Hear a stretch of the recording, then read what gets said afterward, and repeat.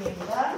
고린도전서 5장 13장 5절 말씀입니다. 13장 5절 말씀 제가 먼저 공독하도록 하겠습니다. 고린도후서 13장 말씀 너희가 믿음에 있는가 너희 자신을 시험하고 너희 자신을 확증하라. 예수 그리스도께서 너희 안에 계신 줄을 너희가 스스로 알지 못하느냐. 그렇지 않으면 너희가 버리는 자리라. 이는 하나님의 말씀입니다. 오늘 본문의 제목은 바벨론의 얼류, 가인 계열 족보의 시작. 가인 계열 족보의 시작. 홍수기 목사님 말씀 주실 때 많은 은혜 받으시기 바랍니다. 네, 감사합니다. 바벨론의 얼류 들리시죠? 네. 예. 잘 안 들려요? 그만 있어봐요. 이 좀 키워야 되나?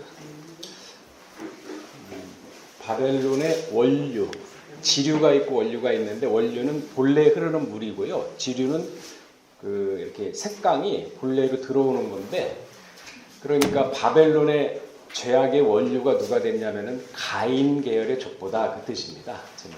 그래서 바벨론 원류 이해하시면 되겠습니다. 네, 지난 시간에 우리가 공부한 거 잠깐만 짚어보면은 핵심적인 거를 잘 지적한 게 민경배 박사님이 쓰신 서평에 보면은요 참 잘 지적을 했습니다. 그러니까 거기에 보게 되면요, 우리가 창세기 족보를 보게 되면은 개인적인 신앙을, 그러니까 기도원에 가고 무슨 신령 대부흥에 다니면서 혼자만의 어떤 신앙을 가지고 있었던 그런 차원에서 이 창세기 족보가 그게 아니다 하면서 역사적인 차원, 그리고 심지어는 우주적인 차원까지 끌어낸 거죠. 그래서 역사성, 그 다음에 민경배 박사는 우주적인 것까지 말씀을 안 하셨지만은 우리가 지금 말씀을 받는 거는 우주적인 차원, 그러니까 창세 전까지 왔다 갔다 하고 있지 않습니까? 그러니까 3층까지 왔다 갔다 하고 있고, 그러니까 개인적인 신앙의 차원이 훨씬 벗어나서 우주적인 차원으로 이끌어준 게 바로 창세기 족보의 책의 핵심 가치입니다. 그렇게 이해를 하시고 그러한 관점에서 책을 보게 되면은 좀 넓어지죠. 어떤 개인적인 시각으로 개인적인 신앙 그런 관점에서 보면은 이해하는 폭이 좁아지니까 관점을 좀 넓힐 필요가 있습니다. 자, 53페이지 할 차례인가요? 그죠? 지난 시간에 52페이지까지 했죠. 그죠? 47페이지죠?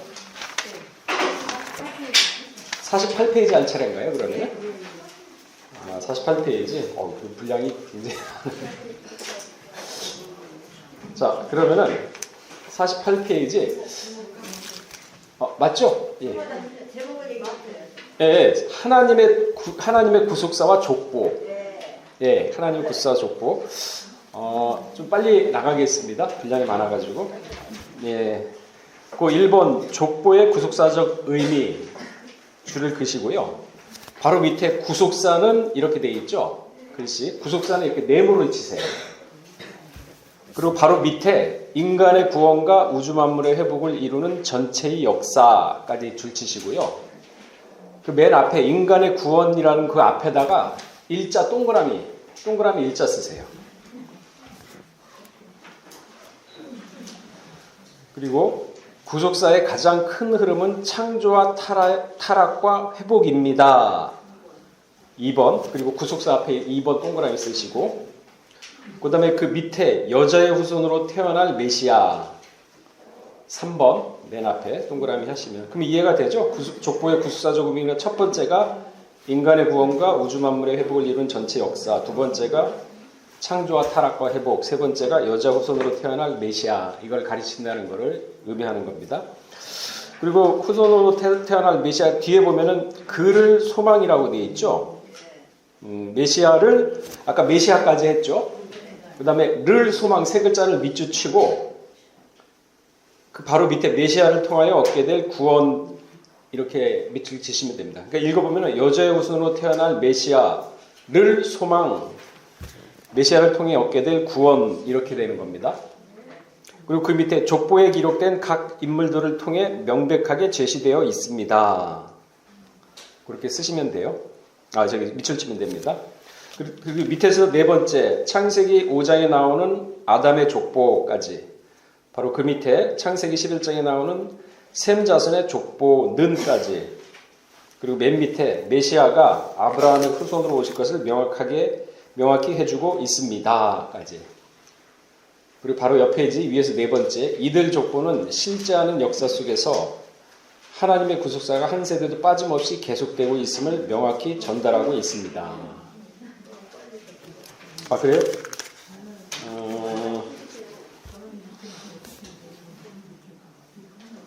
어딘지 지금 삼천포로 가신 분 많으세요? 못 따라가시는 분이 넘어갔어요. 그래요?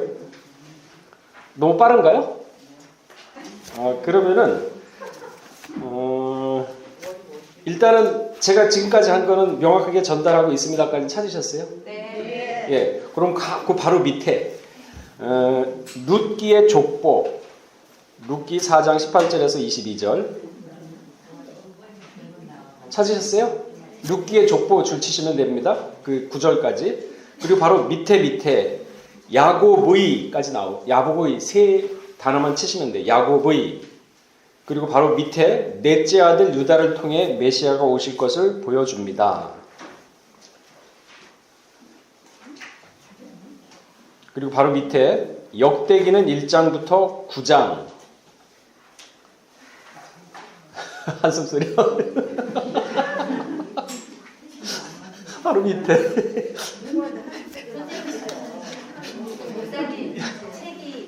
다 틀리죠? 그래서 그래요.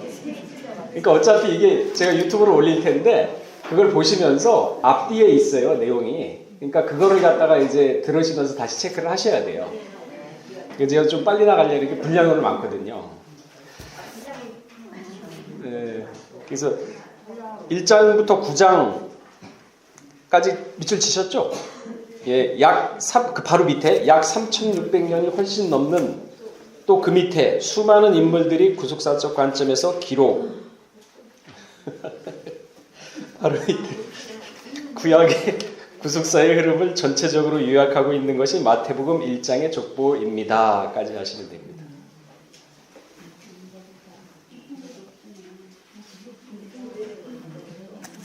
예, 그리고 족보입니다까지 하셨으면 밑에 마침내 메시아로 오신 예수님을 소개하고 있습니다. 없어요?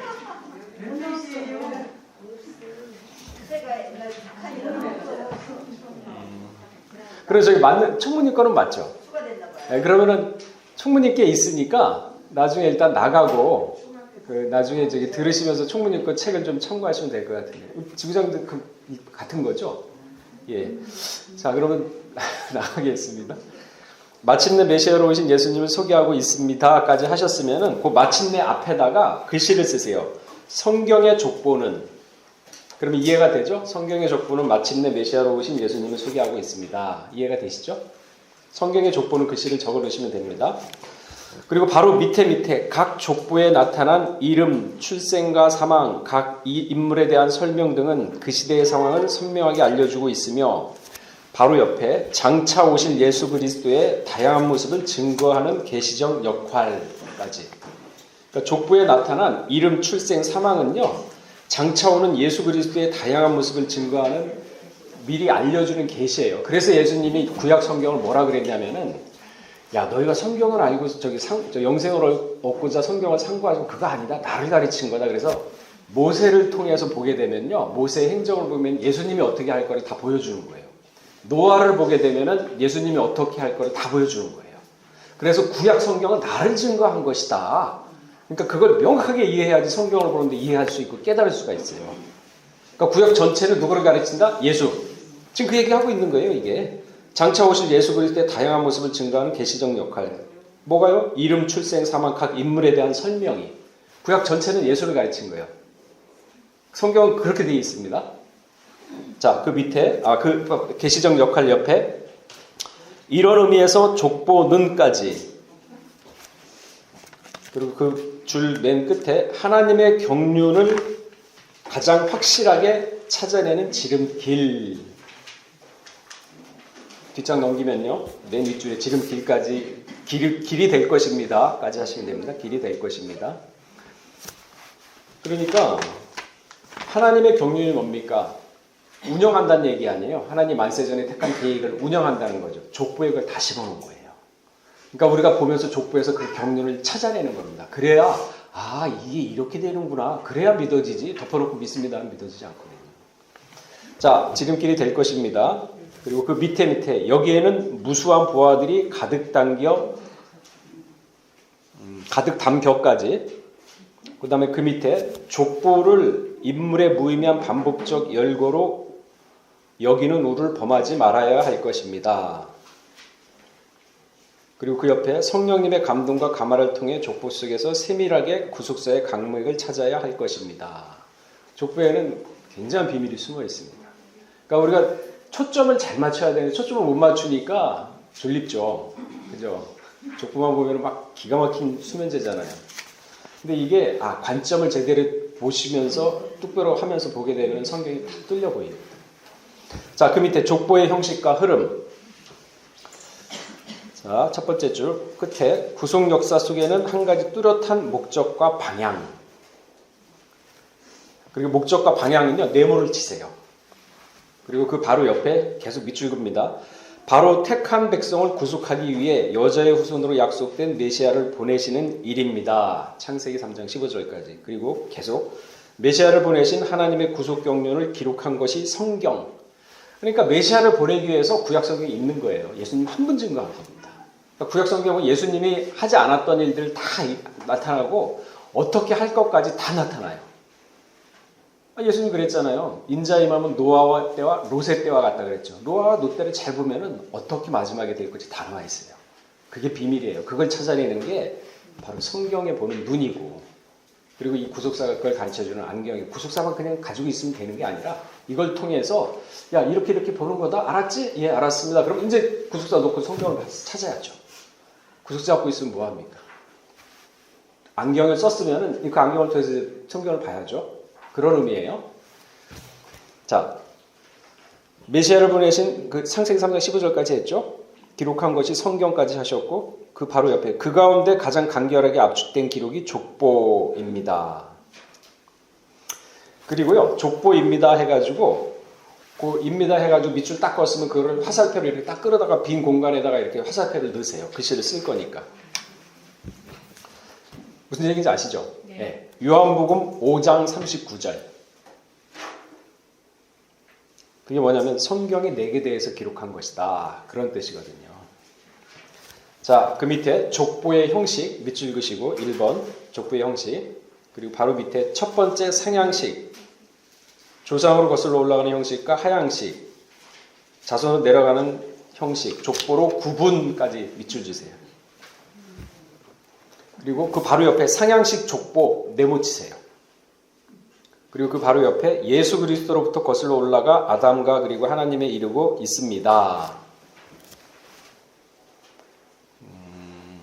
그리고 바로 밑에 있습니다 하고 그 공간 위에 공간이 있을 거예요. 가로 열고서 누가복음 3장 역대상 족보. 그 두 개가 바로 상향식 족보다 그 뜻입니다. 가로 열고 누가복음 3장 점 찍고 콤마 역대상 족보 가로 닫고 그러면 상향식 족보 이게 두 개가 대표적인 거구나 이해가 되시는 거죠.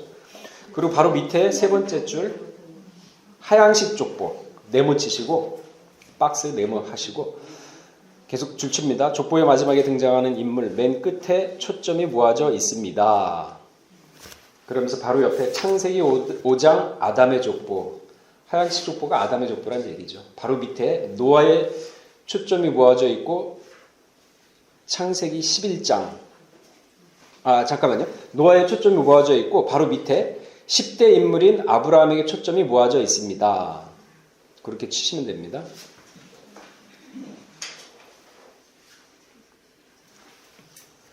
자, 그 다음에 둘째 수직적 족보와 수평적 족보로 구분까지 하시면 돼요. 그리고 바로 밑에 수직적 족보는 직계자손의 흐름을 중심으로 기록. 그리고 바로 밑에 창세기 4장의 가인제 계열의 족보나 창세기 5장의 셋 계열의 족보가 대표적인 경우입니다.까지. 그리고 두 번째 족보의 두 가지 흐름.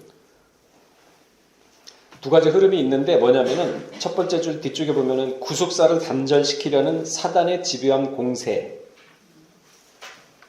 그리고 밑에서 세 번째 줄 창세기 4장은 구속사를 단절시키려 했던 가인 계열의 족보.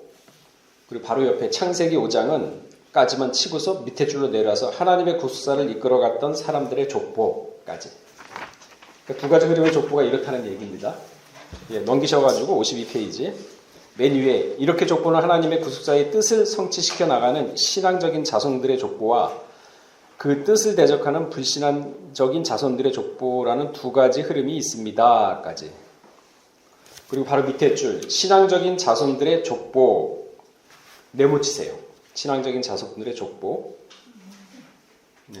그리고 바로 밑에 창세기 5장의 아담의 족보, 그 옆에 창세기 11장의 셈의 족보, 그 밑에 룻기 4장의 보아스의 족보, 그리고 그 밑에 마태복음 1장의 족보, 그리고 그 밑에 맨 끝에 보면은 무릇 신앙적인 자손들의 족보에 악한 인물들이 나오기는 하지만 그들에 의해 하나님의 구속사적 경륜이 결코 중단된 적이 없습니다. 아니 신앙적인 족보에 악한 사람이 나와? 이런 사람이 이제 의심을 가질까봐 그 얘기를 하는 거예요. 그런 사람도 있다. 그러나 하나님의 구속 경륜은 그것 때문에 멈추거나 중단이 안 된다. 그 얘기를 지금 설명하는 겁니다. 바로 그 밑에 불신앙적인 자손들의 족보 박스 치세요. 네모. 그리고 밑에 창세기 4장에 나오는 가인 계열의 족보. 그 옆으로 좀 옮겨서 함의 자손의 족보. 창세기 10장 6절에서 20절. 이스마엘 자손의 족보 9절까지 하시고 에서 자손의 족보 9절까지 치시고 바로 밑에 신앙적인 자손들의 족보는 한 조상으로부터 마지막 후손까지 바로 밑에 수직적으로 기록되어 마침내 예수 그리스도에게서 열매 맺고 있습니다. 다 치셨죠?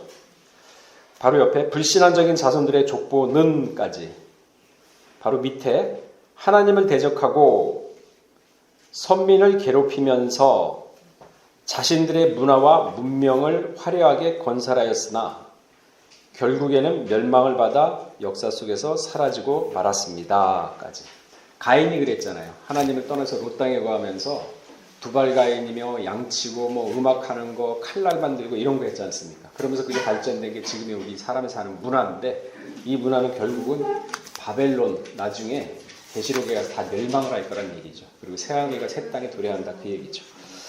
자, 창세기 족보 바로 옆에 53페이지. 창세기 족보 쭉 그 제목에 밑줄 읽으시고요.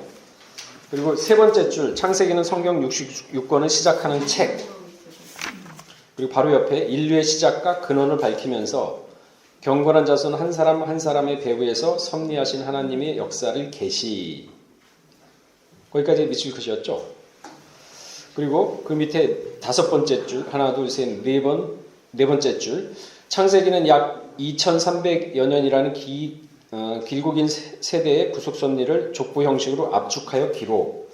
바로 밑에 창세기에 나타난 족보 바로 옆에의 초점은 바로 옆에 하나님이 경건한 자손들을 통하여 인류 구원의 경건을 완성시키기까지 그 약속을 1.1획도 빠짐없이 그대로 이루어 주신다는 사실까지 하시면 됩니다. 넘기셔가지고 창세기의 분류 밑줄 그시고 그 밑에 1부 1장에서 11장에서 밑줄 그시고 바로 밑에 창세기 1장에서 11장은 바로 옆에 원역사 밑줄 그시고 밑에 아담부터 시작하여 노아를 거쳐 아브라함까지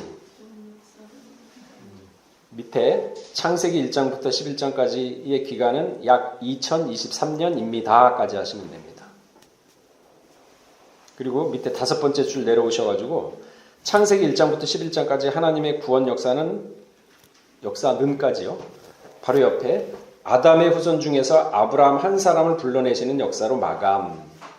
그러니까 창세기 1장부터 11장의 초점은 누구한테 맞춰? 아까 저기 수직족보하고 그 수평족보인데 수직족보의 끝에 인물이 중요하다 그랬잖아요.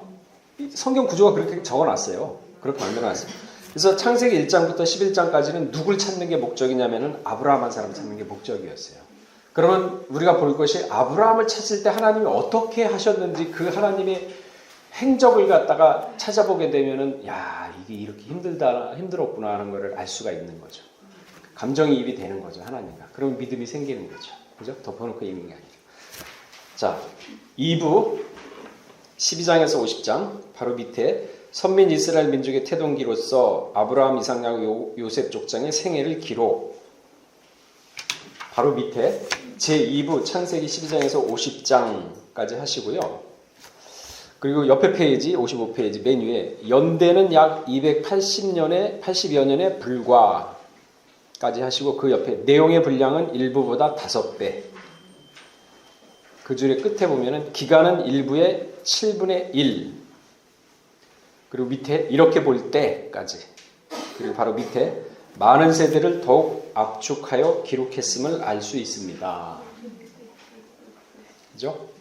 창세기에 나타난 10가지 족보 밑줄 그시고요. 2번 창세기에 나타난 10가지 족보 그시고 그리고 그 밑에 보면은 뭐 1번부터 7번까지 쭉 나와 있잖아요. 그거를 이런 식으로 하세요. 옆에 가로치듯이 이렇게 1번부터 7번까지 이런 거 해보셨죠? 그 가로치듯이 이렇게 하시고 그 옆에 넘기면은 8번부터 10번까지도 역시 연결해서 위에서부터 친구에 연결해서 나오는 것처럼 이렇게 또 가로치세요. 그리고 글씨 나오죠. 이와 같이 곧 창세기 첫 번째 줄 창세기 족보는 10개의 족보 톨레도스로 구성까지 하시면 됩니다. 그래서 바로 밑에 1번에서 5번까지 족보는 창세기 1부에 해당 6번에서 10번까지 족보는 창세기 제2부에 해당 그리고 5번째 줄 밑에서 그 다음에 2부에 해당해서 하나 둘 셋 넷 5번째 첫째 창세기 족보는 창조와 타락과 심판과 회복의 역사 창세기 5장 족보에서 노아는 바로 밑에 홍수 심판에 처해진 인류를 회복시켜줄 구원의 중심 인물까지 그리고 그 밑에 창세기 11장 족보에서 아브라함 또는 바벨탑을 쌓고 그리고 그 밑에 인류를 온 지면에 흩으신 심판 가운데서 선택하신 구원의 중심 인물로 묘사까지 하시면 됩니다. 바로 밑에 창세기 족보는 나오죠. 창세기 족보 구원 역사를 담당할 중심 인물인 아브라함에게 집중.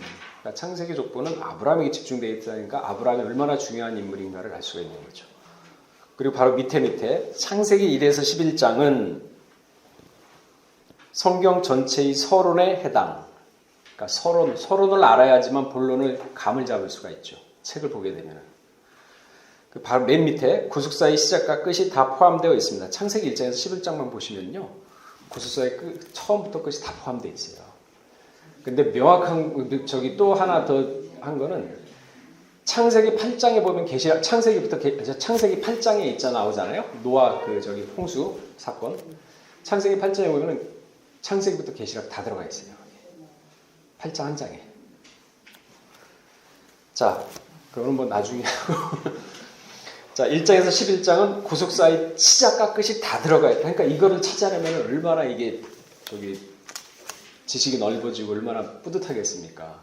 믿지 말라 그래도 믿어지죠. 자, 끝까지 다 포함되어 있습니다 하고서 그 옆에 태고사에 나오는 족보는 그 끝에 구속사의 뼈대를 제시해주고 있기 때문 그렇게 하시고요. 57페이지 맨 위에 보면 책에 공란 있잖아요. 거기에 태고라고 쓰세요. 태고가 무슨 뜻인지를 알려드릴 테니까 적으세요. 태고. 예, 태고. 그 밑에 있잖아요. 56페이지 맨 밑에 태고사는 나오잖아요.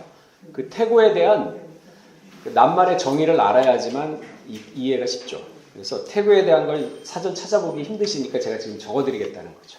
자, 태고. 점점 이렇게 점점 찍고 콜론 찍으시고 아주 먼 옛날 콤마 가로 열고 아담의 족보 창조 콤마 타락 콤마 구원 포함 이렇게 쓰시면 됩니다. 그러니까 태고라는 것은 아주 먼 옛날이라는 의미인데 아담의 족보에 나와 있는 그 내용들을 다 태고라고 하고, 심지어는 아주 먼 옛날이면은 아담 창조 이전에 루시퍼, 그것까지도 다 포함하는 게 태고다, 그런 뜻이거든요. 자, 3번 세페르 톨레도 족보 책 밑줄 읽으세요. 바로 밑에 창세기에 나오는 10개의 족보는 밑에서 하나 둘 셋 넷 다 6번째 세페르 톨레도이라는 것입니다. 그리고 밑에서 4번째 단순한 인명 나열이 아니라 많은 분량의 내용이 담긴 책이라는 것을 강조. 세페르 톨레 많이 들어가셨죠? 그리고 바로 옆에 이 자체가 하나의 완성된 기록물, 그러니까 족보 자체가 기록물이다. 바로 옆에 구속사적인 관점에서 일종의 법적인 효력을 지닌 하나님의 계약 문서와 같다는 것. 그러니까 법적 효력이 있는 게 족보래요. 그러니까 이 족보를 믿으면요, 법적 효력이 발생하는 거죠. 왜? 믿으면 믿는 대로 해주겠다 이거거든요. 법적 효력이 있다, 그런 뜻이에요. 자, 넘기셔가지고 맨 위에서 2번째 마태복음 1장까지 밑줄 읽으세요. 그리고 하나, 둘, 셋, 넷, 다섯, 6번째. 6번째 비블로스 게네세우스 족보책입니다. 마태복음 1장도 족보책이다, 그 뜻이거든요. 그리고 그 밑에 셋째 줄까지 밑에까지 내려오셔서 마태복음 1장의 족보 역시까지 방대한 내용을 담고 있는 완성된 책과 같다까지. 그리고 그 밑에 족보에서 가장 필요한 것만 압축되어 있음. 그 밑에 족보에서 기록되어 있는 인물들이 각 세대 속에서 저마다 거친 세상과 싸우며 담당했던 위대한 사역들을 낱낱이 기록. 이게 중요한 거예요. 그 족보에 나타나는 사람들이 어떠한 삶을 살아갔는지, 어떠한 신앙을 가졌는지, 그걸 우리가 지금 캐치해가지고 그 신앙을 따라가자는 거죠. 그게 바로 옛적 길이고, 그게 바로 믿음의 터예요. 그래서 이 신앙은 과거에서 나온다고 지난 시간에 얘기했지 않습니까? 이걸 찾아내는 거예요. 이 사람들이 어떤 길을 닿고 그때의 심리 상태가 어땠고 그때 그 사람들이 그 상황에서 믿음에 어떠한 믿음을 가지고 있었고 그걸 발견하는 겁니다.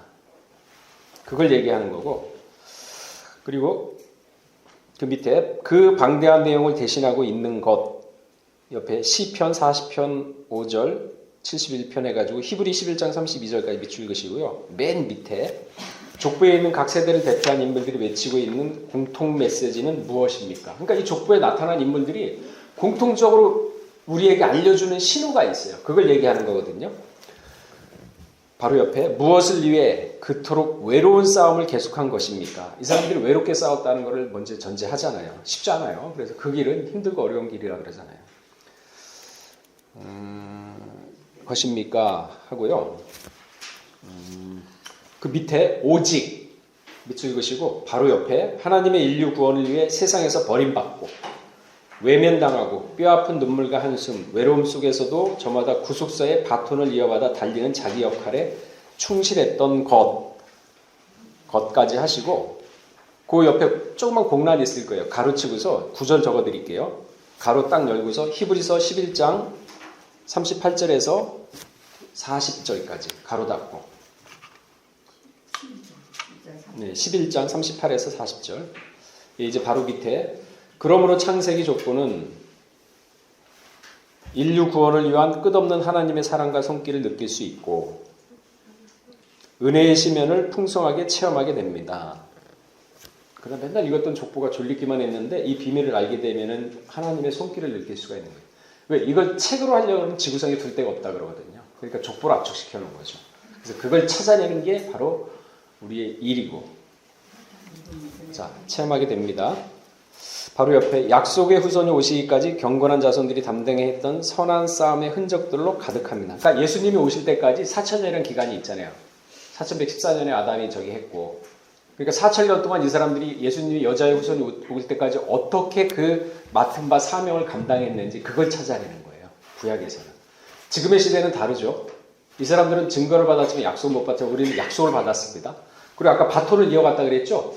마지막 때 우리가 그 바톤을 받아가지고 우리가 완성돼야 이 사람들이 고생한 게 다 성공이 되는 거예요. 그러니까 굉장히 중요한 위치에 있답니다. 우리가 그걸 알아야 돼. 그런 사명감 갖지 않으면요, 이거 감당 못해요. 흔적으로 가득합니다. 이와 같은 하나님의 그 뜨거운 열심이 마침내 예수 그리스도의 성육신과 십자가 대속의 역사로 인류 구원을 성취하신 것입니다. 이렇게 되어 있습니다. 자, 밑에 창세기 족보 연구 방향. 맨 밑에 각 1번, 각 이름의 뜻. 맨 밑에 이름은 구별짓는 기호. 그 옆에 그 존재 자체. 넘겨가지고 60페이지. 그 존재의 속성과 인격까지 포함. 그러니까 족보에 나와 있는, 성경에 나와 있는 이름만 가지고도 그 사람이 어떠한 성격이 어떤 속성을 가지고 있는지 알 수 있게끔 하나님 그렇게 역사를 하신 거예요. 이름도 그렇게 만들어 놓으시고. 자, 맨 위에 평생 따라다닐 뿐 아니라 바로 옆에 죽은 이후까지 남겨지는 것. 매우 중요한 의미를 지니고 있습니다. 야곱하면은 발꿈치지 않습니까? 발꿈치를 잡은 자. 근데 이스라엘로 바뀌었죠. 겨루어서 이긴 자. 새 이름을 받은 거예요. 그 인생이 완전 바뀌었다는 얘기입니다. 도둑놈에서 하늘 차원으로 바뀌었다는 것을 이름에서 나타내 주는 거예요. 그러니까 이름이 바뀜으로, 자, 세 번째, 야곱의 이름이 바뀜으로 새로운 존재와 인격의 사람이 되었음을 나타내고 있습니다. 바로 밑에 이름을 지을 때는 부모의 신앙이 자녀에게 100% 영향을 미치게 됩니다. 까지. 그렇죠. 애들 이름 함부로 안 짓잖아요. 바라는 소원이 있을 거 아니에요. 그 족보에 보면 그 소원이 다 들어가 있어요. 무드셀라. 에녹이 지었을 때 무드셀라. 아담한테 들었던 거를 갖다가 정말이 있구나 해가지고 이름을 그렇게 지은 겁니다. 그래서 부모의 신앙을 엿볼 수가 있는 거죠. 자, 그 밑에 부모의 소망과 기대가 그 시대상과 함께 담겨있기 마련. 바로 옆에 그러므로 이름만 가지고도 아주 폭넓게 그 인물과 시대상을 가늠해 볼 수 있는 것. 이름만 가지고 다 할 수 있어요. 이 족보에는 그게 참 신기하게 숨어져 있다는 거죠. 자, 맨 밑에서 다섯 번째, 이처럼 족보에 나오는 이름 속에는 그 인물들의 시대상뿐 아니라 그 옆에 시대를 관통하는 하나님의 구속사가 압축되어 있는 것까지. 자, 그 옆에 페이지 61페이지 출생과 수명. 위에서 세 번째, 나이는 그 사람이 살던 시대와 역사성을 반영합니다. 나이도 역사성과 시대를 갖다가 포함을 하고 있답니다.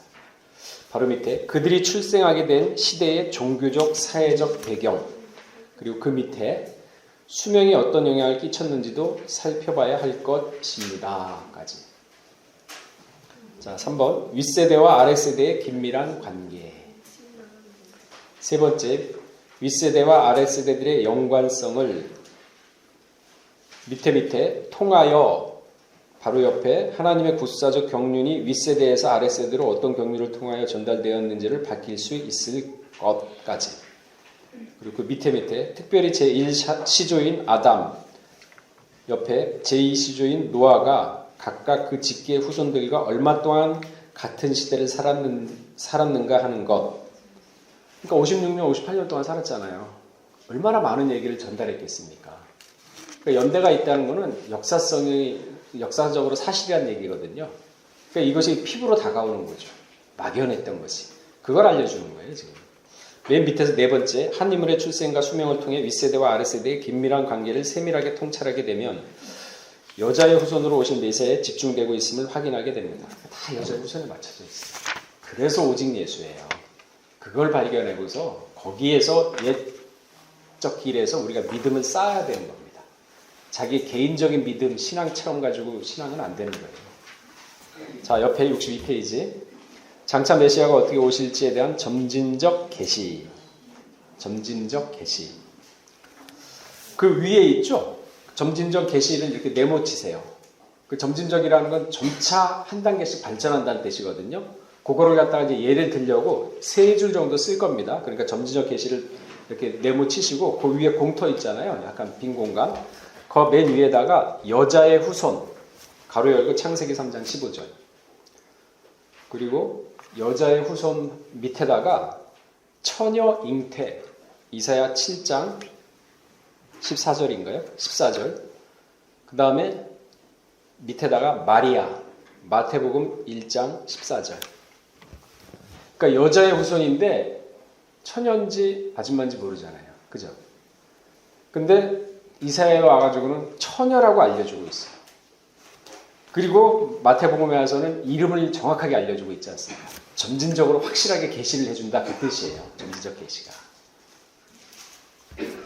계시로 예수 그리스도가 점진적으로 계시까지 하셨죠. 그 옆에 보면 히브리 1장 1절부터 3절 40 쭉 그 9절 다 치시면 됩니다. 그리고 네 번째 족보를 그 옆에 그 형식과 기록된 그 이름 속에는 다음 세대에 전개될 예수 그리스도를 통한 구속 약속의 성취에 대한 기대와 소명이 담겨 있습니다. 그것이 구속사에 대한 시야를 더욱 확장시켜 줄 것입니다. 까지. 그러면서 밑에 예를 들어 아담은 에녹과 무드셀라를 통해 노아와 연결되고 있으며 노아는 셈과 에벨을 통해 아브라함과 연결. 그 밑에 그들의 시대에서 예수 그리스도를 통해 성취될 구속 역사의 분수령이 되고 있는 것. 5번 중요한 인물에 덧붙여지는 설명. 하나, 둘, 세 번째 예수를 더욱 뚜렷하게 부각시키는 역할. 그러니까 읽다 보면 족보에 설명이 나와 있어요. 그 의미가 예수를 더욱 부각시켜준다 그 얘기거든요. 그 밑에 예를 들면 그 밑에 창세기 4장 가인의 족보, 가인, 라멕, 가인의 6대손, 창세기 5장 셋의 족보, 아담, 에녹, 라멕, 노아, 창세기 10장 11장 셈의 족보, 아브람까지요. 밑에 두 번째 따라서 위 목록에 있는 인물들은 특별히 관심을 기울여 보여야 합니다. 그렇게까지. 그 옆에 페이지 6번 족보가 언급되고 있는 앞뒤 시대적 위치. 밑에 족보는 새로운 구속사적 전환점, 분기점을 맞이할 때마다 정리되었기 때문. 아이고 시간 없어. 자, 밑에 가장 중요한 인물은 나중의 기록. 그 옆에 그 인물을 기점으로 새로운 세대가 시작됨을 암시. 족보의 시작과 그 밑에입니다. 족보의 시작과 마지막에 기록된 인물은 구속사적 의미가 깊다. 밑에 예를 들어 천지창조의 대략. 그 옆에서 처음 언급되는 아담, 그리고 10대 마지막 인물 노아 이후 마지막 인물 데라, 그의 아들 아브람, 야곱의 약점 가운데 요셉의 경우. 그 밑에 창세기 족보는 하나님이 전개하시는 구속사를 한눈에 볼 수 있게 한다는 점에서 매우 의미가 깊습니다. 밑에 족보에는 바로 밑에 앞으로 오실 예수 그리스도 메시아를 증거하는 하나님의 계시 전달의 흔적이 담겨 있습니다. 그 9절 4개 쭉 하시면 됩니다. 하나, 둘, 세 개. 창세기 족보를 공부해 나갈 때 옛날을 기억하라 역대연들을 생각하라고 하신 음성이 생생하게 들려오실 것입니다. 이게 들려야겠죠. 안 그러면 졸리는데. 자, 64페이지.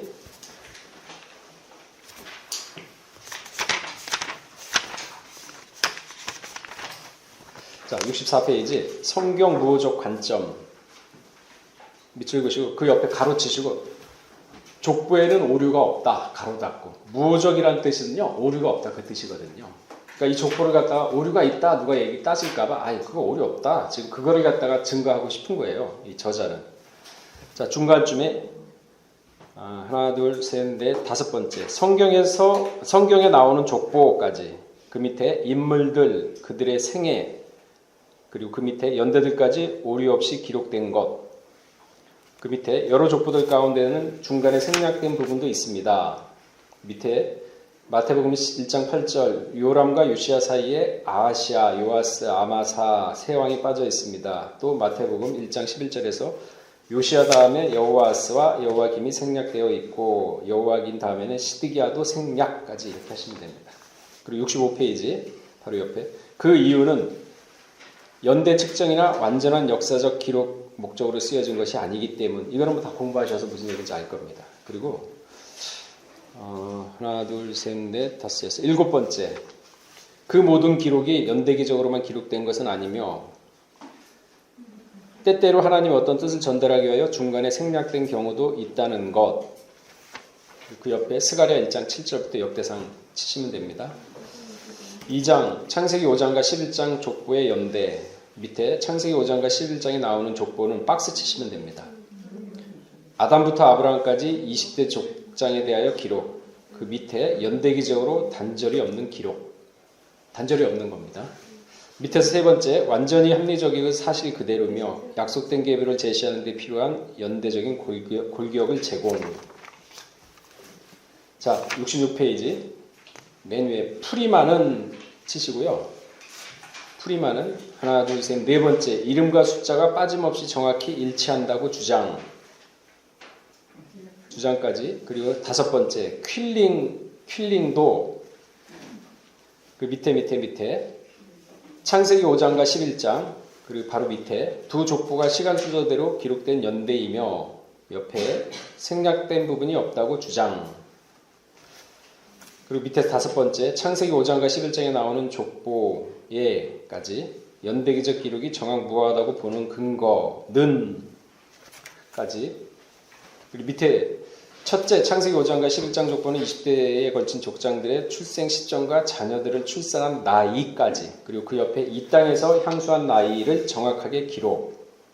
바로 밑에 이처럼 정확한 연대에 대한 기록은 하나, 둘, 더 밑에 하나, 두 번 더 내려가셔가지고 20대 족장의 바로 옆에 실제 역사의 기록입니다. 총무 다 미출하셨죠? 자, 그럼 빨리 나가겠습니다. 자, 둘째, 20대 족장의 순서는 성경의 다른 족보의 순서와 모순되지 않습니다. 그 밑에 창세기 5장과 11장의 족보는 역대상 쭉 끄세요. 그 27에 나오는 족보의 순서와 정확하게 일치하고 있습니다.까지. 그리고 밑에서 여섯 번째, 창세기 5장과 11장에 나오는 족보는 누가복음 3장에 나오는 예수님의 족보와도 일치. 자, 넘기죠. 셋째, 마태복음에 나오는 족보와 창세기 5장과 11장에 나오는 족보는 서로 별개의 족보까지. 그리고 그 밑에 마태복음 족보 하나, 둘, 세 번째, 역사적 혈통대로 기록한 것이 아니라 성경의 감동하여 구속사의 시련을 강조하려는 의도로 기록했기 때문. 그 밑에 마태복음 족보는 하고 하나, 둘, 세 번째, 역사적으로 다 기록하지 않았습니다. 유대인들 대상으로 밑에 믿음의 혈통이 어떻게 이어졌는가 초점을 맞춘 것입니다. 까지.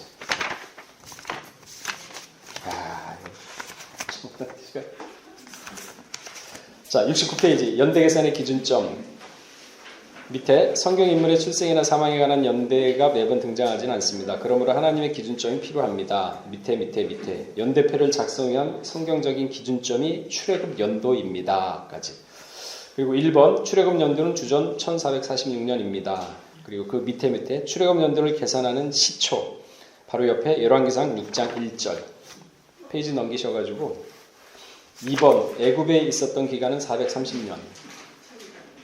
출애굽기 바로 밑에 12장 40절 41절 하시고 3번 아브라함이 탄생하여 애굽에 들어갈 때까지 290년.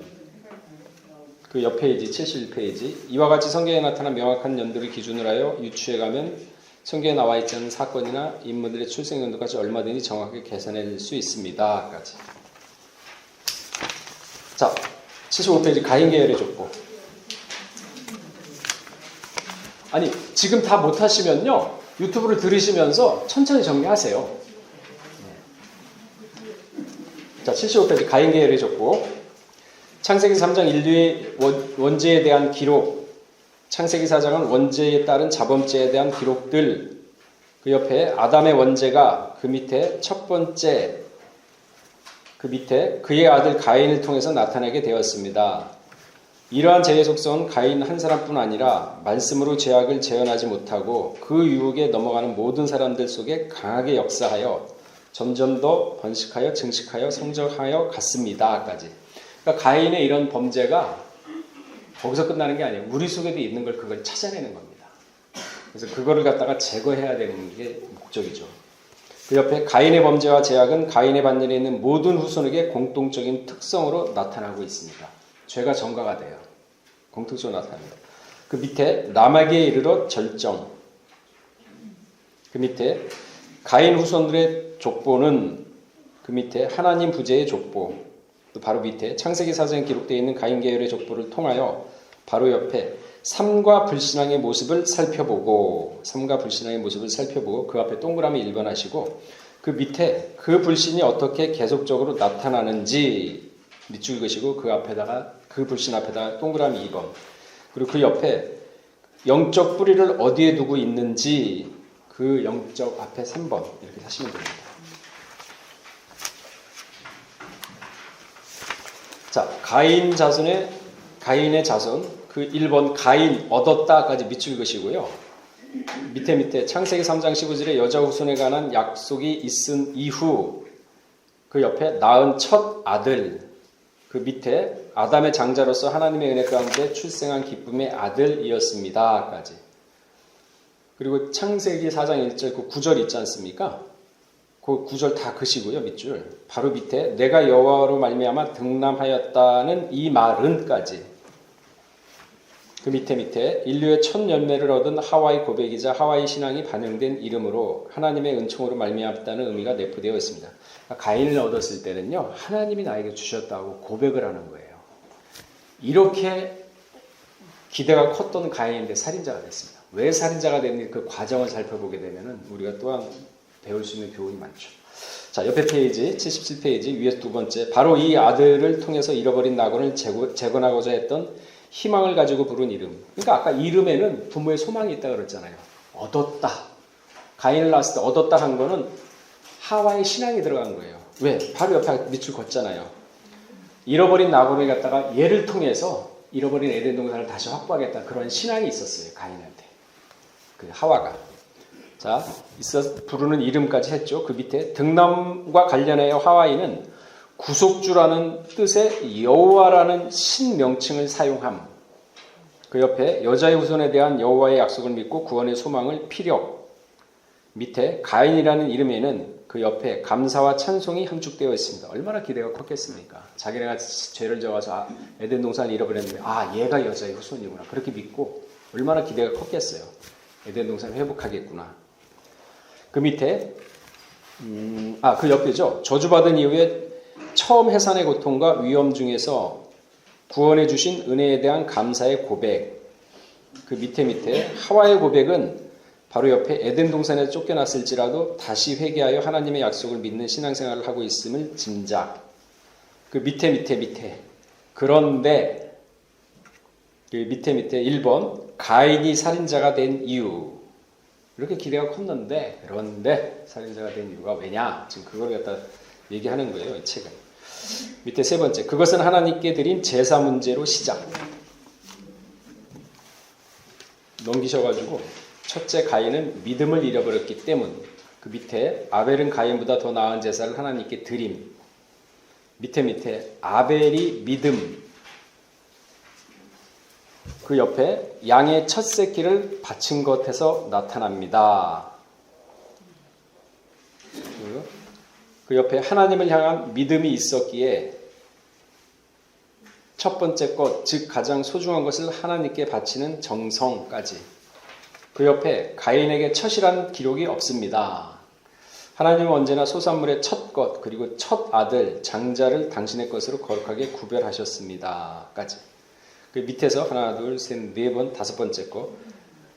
가인은 하나님을 믿는 사람이었지만 제사 드릴 때 이미 그 믿음을 잃어버린 상태였으므로 가인도 받지 않았고 그 밑에 제물 역시 기뻐하지 않았던 것입니다. 79페이지 가인은 회개의 기회를 놓쳤기 때문. 하나님께서 가인과 가인이 드린 제물을 거절했을 때까지 아볼을 중부자로 내서 다시 제사를 드려야 했습니다. 까지. 바로 옆에 그러나 가인의 반응은 의외. 바로 밑에 하나님 앞에서 정면으로 얼굴을 붉힌다는 것은 죄악된 어둠의 속성이 아니겠습니까? 까지. 밑에 가인이 심히 분하여 안색이 변하니 밑에 가인에게 죄를 다스리라고 권면. 그 옆에 그러나 가인은 밑에 회개 기회를 놓치고 아벨을 쳐 죽이고 말았습니다. 그 밑에 마지막으로 하나님 가인에게 회개의 기회를 더 주시기 위해 밑에 내 아우 아벨이 어디 있느냐고 물으셨습니다. 페이지 넘겨서 80페이지 맨 위에 가인의 회개를 원하셨던 것입니다. 그리고 네 번째 하나 둘 셋 넷 그러나 가인은 회개는커녕 오히려 하나님께 대들면서 내가 아우를 지키는 자일까 하고 당돌하게 대꾸하였습니다. 까지. 그 밑에 결국 가인은 아벨을 쳐 죽이고 하나님의 말씀에 도전하였으며 하나님의 주신 회개의 기회를 다 놓치고 말았습니다. 밑에 셋째, 가인은 소속이 잘못되었기 때문까지. 가인이 믿음을 잃어버리게 된 근본적인 원인까지. 하나, 둘, 세 번째. 요한일서 3장 12절에 보면 나온다는 얘기죠. 근본적인 원인. 바로 밑에 악한 자에게 속하였기 때문. 그리고 악한 자 앞에다 일자 쓰시면 됩니다. 동그라미. 그리고 밑에 악한 자에게 속한 마귀의 씨요 본질상 하나님의 씨가 없었으므로 살인했다고 하였습니다 하고 요한일서 3장 9절 11절까지 하시고 바로 밑에 마귀의 생각을 받아들였기 때문입니다. 요한복음 13장 2절. 그리고 마귀의 생각 앞에 2번 쓰세요. 동그라미 2번. 그리고 밑에서 두 번째, 처음에는 하나님께 제사를 드렸던 하나님을 믿는 사람이었지만 사단이 가인에게 몰래 마귀의 생각, 어둠의 생각을 뿌리고 갔던 것입니다. 마태복음 13장 25절 30절. 그리고 9절 밑으로 내려와서 이것은 예수님 초림 당시에 사단이 이스라엘 백성에게 불신의 생각을 뿌린 것과 같습니다. 그대로 내려와요. 가인의 속성이 예수님 당시까지 내려옵니다. 여러분, 예수님 이 세대가 가기 전에 반드시 이룬다고 얘기했죠. 그럼 이 세대가 다 지나갔잖아요, 벌써. 무엇을 얘기합니까? 속성. 네, 속성을 얘기하는 거예요. 이 속성이 있다 그러면은 똑같이 죄악의 심판을 받는 거죠. 자, 예수님 출임 당시에 사단이 이스라엘에 뿌린 것과 같습니다. 옆에 예수님은 그 밑에 너희는 너희 아비 마귀에게 났으니 라고 그들의 정체를 폭로. 그리고 밑에서 다섯 번째, 이것은 겉모양은 바로 옆에 경건한 체하였지만 그 속에는 악이 가득한 것에 대한 준엄한 책망. 그 옆에 회개하지 않는 바리새인과 사두개인들. 밑에 실제로는 에덴 동산에서 그 옆에 사단의 도구인 뱀의 후예들이었던 거예요. 이 속성을 받았으니까 예수님이 독사자시라고 얘기를 하는 거죠. 그러니까 가인의 그런 속성을 파악을 하게 되면은 우리 속에 그게 있다 그러면 똑같이 독사의 자식 되는 거예요. 그 성경을 통해서 그런 거울을 발견하고 나를 갖다가 자꾸 씻어내자는 거죠. 위에서 세 번째, 베드로 역시 예수님의 수제자였지만 순간 하나님의 뜻을 거스릴 때 예수님은 그를 사단이라고 부르셨습니다. 무서운 세계예요, 영적 세계는. 밑에 아나니아에게 사도 베드로는 그 밑에 사단이 가득하다고 하였습니다. 그 옆에 거짓 선지자는 겉보기에는 양의 옷을 입어 멀쩡하고 거룩하게 보이지만 속에서는 노략질하는 일이 속임수 거짓말이 가득합니다. 마태복음 7장 15절. 그 옆에 가로 열고세요. 미가서 3장 11절 적으세요. 가로 닫고. 자, 미가서 3장 11절 한번 찾아봅니다. 그러니까 거짓 선지자는 겉보기에는 양의 옷을 입고 멀쩡하고 거룩해 보이지만 속에는 노략질하는 거짓말이 가득합니다. 그게 관련된 구절이 미가서 3장 11절에 있어요. 또.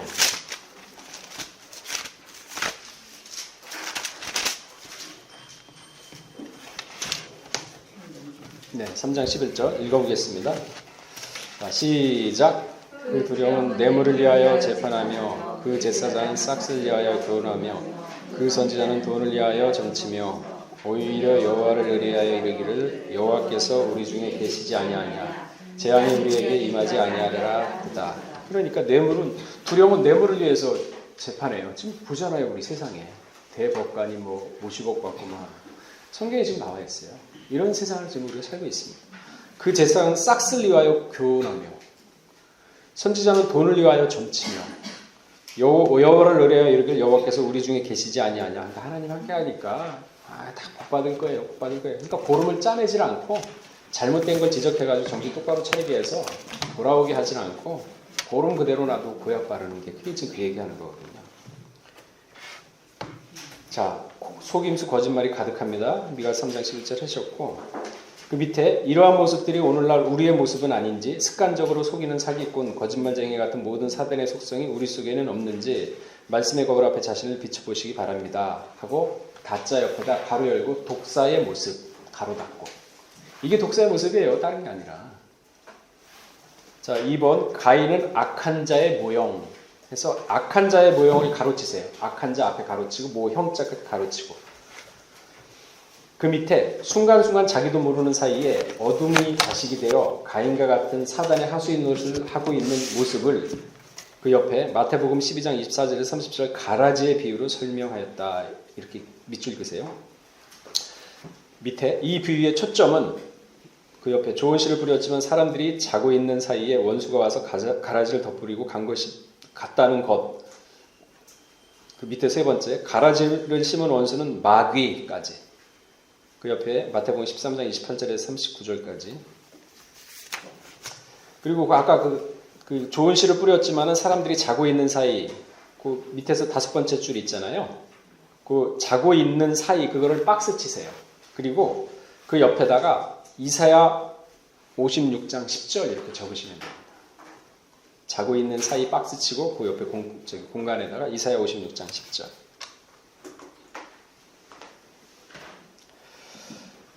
이사야 56장 10절을 보면은 짓지 못하는 개요 하면서 잠자는 이렇게 얘기를 하고 나와 있거든요. 아이고, 이거까지 다 하려고 그러면 시간이.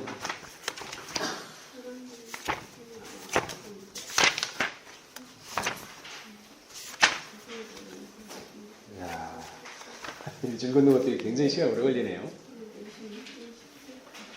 자, 그 옆에 성경은 마귀가 가룟 유다의 마음에 예수를 팔려는 생각을 넣었다 하고 누가복음 22장 3절까지 쭉 구절을 하시고요. 그 옆에 이것도 마귀가 가라지를 덧붙인 경우, 그 밑에 좋은 씨는 천국의 아들들, 가라지는 악한 자의 아들들. 그 밑에 가룟 유다는 천국 복음을 제자들과 똑같이 들었지만 그 옆에 불행히도 마귀에 의해서 덧뿌려진 악한 자의 아들이 되고. 여러분 말씀 받아도요, 이게 잘못 받게 되면은 가룟 유다도 예수님이 사실 기도하고 금식 기도하고 뽑은 사람 아닙니까? 근데 이렇게 달라요. 그러니까 항상 아까 여기 잠자라고 그랬는데 여기에 제가 지금 덧붙여가지고 쓸 말이 있었거든요. 근데 시간 관계상 못 썼는데 에레미야 1장 10절에서 12절 보게 되면요, 그 옆에 82페이지 밑에 공태에다 쓰죠. 근데 좀 빽빽하게 쓰셔야 돼요. 에레미야 1장 10절에서 12절. 그러니까 잠자는 자, 이게 바로 잘못하다가는 마귀의 씨앗을 받아가지고 가룟 유다처럼 돼요. 같은 예수님의 제자였지만. 그래서 우리는 아까 이사야 56장 10절은 이제 잠자는 자를 표현을 한 거고, 지금 이제 그거하고 반대되는 얘기를 말씀드리는 겁니다. 에레미야 1장 10절에서 12절 보면은 살구꽃이 나옵니다. 살구나무꽃. 근데 성경에 살구나무꽃이 나오는데 왜 의미가 없겠습니까? 성전의 일곱 등초 때도 그 밑에 보면 살구꽃이 있어요. 근데 그 성전에 있는 모든 기물들은 하늘에 있는 형상을 보고했거든요. 하늘에도 살구꽃이 있다. 그럼 이렇게 중요한 살구꽃을 갖다가 무슨 의미가 있겠는가? 살구꽃은요, 겨울잠에서 가장 먼저 깨어납니다. 가장 먼저 깨어나요. 그래서 살구꽃은 겨울잠에서 가장 먼저 깨어남 이렇게 옆에 쓰시고요. 가로 열고 봄의 전령 이렇게 하시면 됩니다. 그리고 그 밑에 줄 바꿔가지고 아론의 쌍난 지팡이가 살구꽃이에요. 민수기 17장 8절. 그러니까 아론의 쌍난 지팡이의 특징이 뭔가요? 죽은 나무가 살았다는 얘기예요. 생명을 피웠다는 얘기예요. 부활을 상징합니다. 부활. 죽은 나무에 생명이 들어갔다. 부활이죠. 이것은 무엇이냐? 마지막 때요, 살구꽃 같은 신앙이 있는 자가 남은 자예요. 남은 자가 되려면 살구꽃 같은 신앙이 있어야 된다는 얘기예요. 그 겨울에 가장 먼저 꽃이 피는 게 바로 살구꽃이에요. 그 동토 다 죽은 곳에도 깨어있는 신앙을 얘기하는 겁니다. 살구꽃은. 이해가 되셨죠? 살구꽃. 자, 38페이지. 아들이 되고 말았습니다. 거기까지 줄 쳤나요? 네. 그 옆에 보면 가인도 세 단어 쓰시고 그 바로 밑에 사단의 생각을 더 받아들임으로 사단에게 소속된 자, 사단의 속성을 가진 자가 되고 말았던 것. 그 구절 다 하시면 됩니다. 또 좋은 씨는 하나님의 말씀을 의미합니다까지. 누가복음 8장 11절 밑에 하나님의 말씀 자체가 좋은 씨, 그 옆에 이 씨앗을 받은 천국의 아들 역시 좋은 씨입니다. 구절 2개 밑줄 그시고 밑에 말씀을 받아들이자는 천국의 아들들이 되지만 밑에 마귀가 주는 생각을 받아들이는 자는 악한 자의 아들이 되는 것. 이게 말이 쉽죠. 어느 게 마귀의 말이고 어느 게 천국의 말인지 사실 모르지 않습니까? 그죠? 그러니까 말씀을 무장을 해야 돼요. 그래야 선악을 분별할 수가 있는 거죠. 자, 밑에서 7번째 에덴 동산에서 뱀이 하와를 간 게, 그러니까 뱀이 하와를 갖다가 유혹했는데 이게 무엇이냐, 지금 그걸 얘기하고 싶은 거예요. 이 책에서는 그 밑에 다른 복음, 다른 예수, 다른 영, 그 옆에 고린도후서 11장 4절에 말씀하고 있습니다. 그리고 가인은 이미 마귀의 씨, 곧 다른 예수, 다른 복음, 다른 영을 받아들이면서 사단에게 소속한 죄가 많았던 것입니다. 그러니까 에덴 동산에서 다른 걸 받아들였어요. 복음을. 마지막 때도요. 종교 통합이 있습니다. 그러니까 여러분 잘 아셔야 돼요. 예수 외에도 구원이 있다고 얘기를 해요. 근데 그게 엄청 그럴싸하기 때문에 다 넘어갑니다. 그 아방하고 여호사바당이 400명의 거짓 선지자에 속아가지고 전쟁 나갔지 않습니까? 그 나중에 그래요. 죽은 자가 이렇게 누가 살린다고 보세요. 그 사람 다 쫓아가요. 그래서 뭐라 그랬습니까? 예수님이 이적을 바라는 자가 패역한 세대라 그랬어요. 오직 말씀이에요. 말씀을 무장해야지 이적만 바라고서 그것 쫓아가면 다 넘어갑니다. 하와가 그래서 떨어진 거예요. 다른 복음. 그 비밀을 알아야 우리가 경계를 할 수가 있죠. 자, 84페이지 넘어가가지고 세 번째, 가인은 처음에 분명 하나님을 믿는 사람이었습니다. 그 옆에 사단이 그 마음속에 어두운 생각, 거짓 살인을 넣은 것입니다. 그래서 끔찍하게 동생을 죽인 인류 최초의 살인자라는 가라지의 열매를 맺고야 말았습니다. 그 밑에 하나님을 버리며 하나님을 멀리하고 그 밑에 하나님을 두기를 싫어하여 행악의 종자가 되었습니다. 이사야 1장 4절, 로마서 1장 28절. 그 밑에 열매를 보면 나무를 안다. 마태복음 7장 15절에서 18절. 그거 네모치세요. 열매를 보면 나무를 알아요. 그러니까 그 사람의 행동과 말이나 이런 걸 보게 되면 그 사람의 마음의 상태를 알 수 있다는 거죠. 그 밑에 마귀의 자식들은 살인한 자요 거짓말쟁이 마귀의 욕심을 따라 행한다. 그 밑에 요한복음 8장 44절. 그 앞에 그냥 고딕체로만 된 거 그냥 밑줄 그시고 그 밑에 그리하여 창세기 4장 1절에 가인을 낳고 기쁨과 희망이 같았던 하와의 고백과는 반대로 가인은 마귀의 소속이 되고 말았습니다. 솔로몬도 그랬거든요. 솔로몬도 신앙적으로 잘했어요. 근데 나중에 이방 여인 들어와가지고 선하고 분별할 수 있는 능력을 다 상실해버렸습니다. 그리고 결국은 나라가 망하게 하는 원인이 되었지 않습니까? 그러니까 마음을 다스려라. 잠언서 4장 23절 그게 참 중요한 겁니다. 생명의 근원이 거기서 난다 그랬거든요. 마음을 다스리지 못하고 그 희노애락에 휩쓸려가지고 감정에 휩쓸려가지고 그러다 보면은요 쉽게 마음에 틈이 생겨요. 자, 3번 가인 속에 거하는 죄의 소원 가로치세요. 85 위에서 두 번째 만일 내가 원치 않는 그것을 행하면 이를 행하는 자는 내가 아니요 내 속에 거하는 죄니라까지. 그리고 그 밑에 죄라는 실존 박스 치세요. 인격적인 나, 즉 전인, 겉사람과 속사람이죠. 관여되어까지 그 옆에 거듭거듭 자기 속에 심각한 분열의 비극을 일으키는 정체. 바로 밑에 바로 하나님이 가인에게 그 밑에 죄의 소원은 내게 있으나 너는 죄를 다스릴지나 창세기 4장 7절 책망한 이유입니다. 그러니까 책망한까지 밑줄 그시고요. 말씀과 같습니다. 그럼 밑줄 긋지 마시고 같습니다. 끝에다가 이유입니다. 이렇게 하시면 되죠. 지정이라 그랬죠? 전인. 죄의 실존의 인격적인 나, 전인, 지정이라 그랬는데요. 지자는요, 알지자입니다. 지혜예요.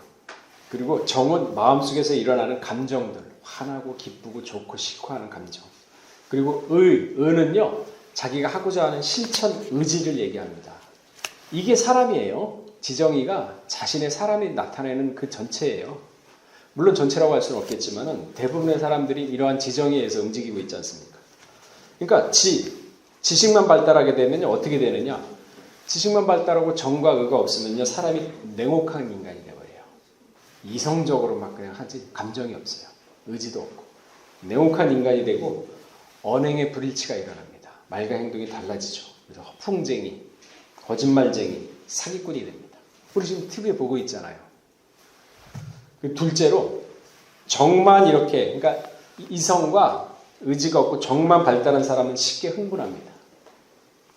충동적이고 윤리적으로나 도덕적으로 죄책감을 못 느끼고 그리고 때때로 우울증에 시달리면서 자학하거나 자살하는 경우 많죠. 살인까지도 합니다. 그러니까 세 번째 의지가 강한 사람은요. 어떤 사안에 대해서 깊이 생각하지 않고 즉흥적으로 행동을 해요. 그러니까 이 지하고 정하고 이가 조화롭게 이루어져야 됩니다. 조화롭게 이루어져야 되지 그렇지 않으면 안 돼요. 그래서 히브리 11장 1절에 믿음은 바라는 것들의 실상이라고 그랬죠. 바라는 것들의 실상, 보지 못하는 것들의 증거니라고 말씀했는데 믿음은 내 생각 속에서 일어나는 사유이기 때문에 눈으로 볼 수가 있나요? 없나요? 없어요. 못 봐요, 믿음은. 그러나 그것을 실제 있다고 믿고 마음판에 새겨서 신비에 새기는 거죠. 이미지화시키고 행동으로 하는 것이 바로 믿음입니다. 믿음은 머리만으로 안다고 해서 믿음이 아니고 정적으로 가슴으로만 안다고 해서 믿음이 아니에요. 신비에 새겨지고 그것이 의의 단계인 의지로서 나타날 때 조화롭게 지정을 의지로서 나타날 때 비로소 믿음이 완성이 되는 겁니다. 한쪽으로 치우치게 되면요. 믿음이 이상하게 형성이 됩니다. 이게 바로 지정이에요. 그래서 이 죄라는 실존은 이 감정과 의지와 이성의 모든 게 동시에 작용을 합니다. 그래서 무서운 거죠. 그 얘기를 하는 겁니다. 자, 이후입니다. 아주 밑에 오늘 우리는 가인의 길에서 떠나 죄를 다스려야 합니다. 그 밑에 가라지에 비해서 마지막 때 사단이 거짓 씨를 뿌린 대상에 택함받은 성도를 비롯하여 그 누구에도 예외할 수 없다고 교훈까지. 그 밑에 가라지는 잠자는 사이 밤에 숨겨졌다가 그 열매를 맺을 때야 비로소 알게 됩니다. 그 밑에 그러므로 우리는 그 밑에 깨어있어 마음밭을 잘 지켜야 하겠습니다. 잠언서 4장 23절, 16장 32절, 해가지고 마태복음 25, 27절까지. 그렇지 않으면 제 아무리 오랜 신앙 연륜을 쌓았다면 오랜 신앙 연륜이 되었다고 중요한 게 아니거든요. 쌓았더라도 가인처럼 마귀의 속성을 가진 자가 되어 마귀의 하수인 노릇을 하게 될 것입니다. 그래서 항상 경계하셔야 돼요. 너무 시간이 많이 갔는데요. 그죠? 이게 지금 사실 이게 하나씩 주로 거가면서 설명을 해야 되는 건데 이렇게 밑줄만 그니까 사실 무미건조해요. 그러니까 일단